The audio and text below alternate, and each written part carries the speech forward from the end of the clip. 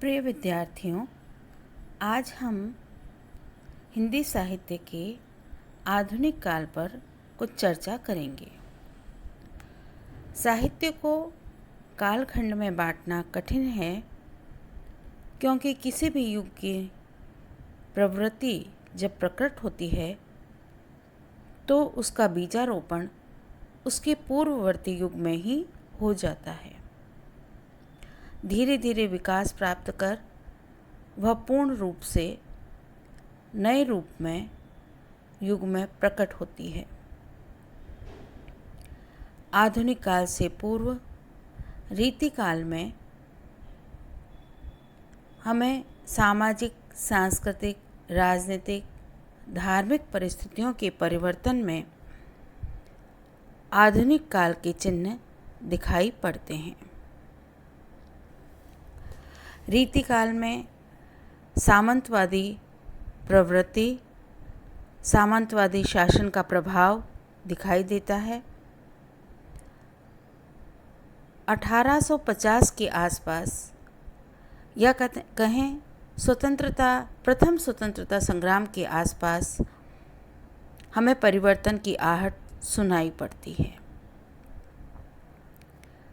सामंतवादी प्रवृत्तियों का अंत और नए दृष्टिकोण, नए विचार का प्रारंभ हम इस समय देख सकते हैं।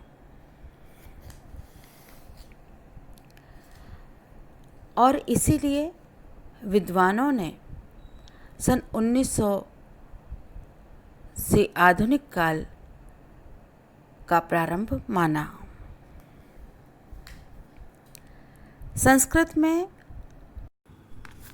संस्कृत में अधुना शब्द में एक प्रत्यय लगाकर आधुनिक शब्द की रचना हुई है।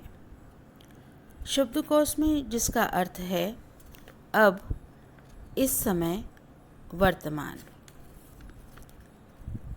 अर्थात इसका तात्पर्य आजकल या इस समय से संबंधित है।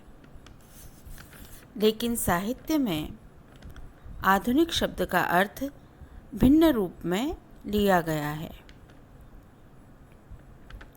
नवीन चेतना, नवीन दृष्टिकोण के रूप में इस शब्द को अपनाया गया है।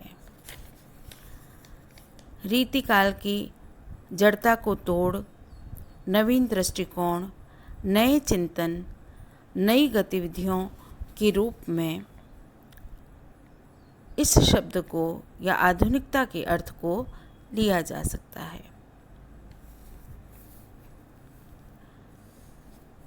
आधुनिक शब्द का एक और अर्थ है धर्म, दर्शन, साहित्य, कला को मानव एवं वर्तमान परिवेश से भी जोड़ा गया।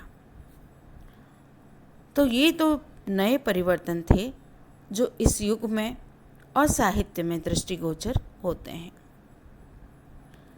आधुनिक काल में ही रीतिकालीन पूर्वाग्रहों को, रीतिकालीन रूढ़ियों को, रीतिकालीन अंधविश्वास को छोड़ा गया।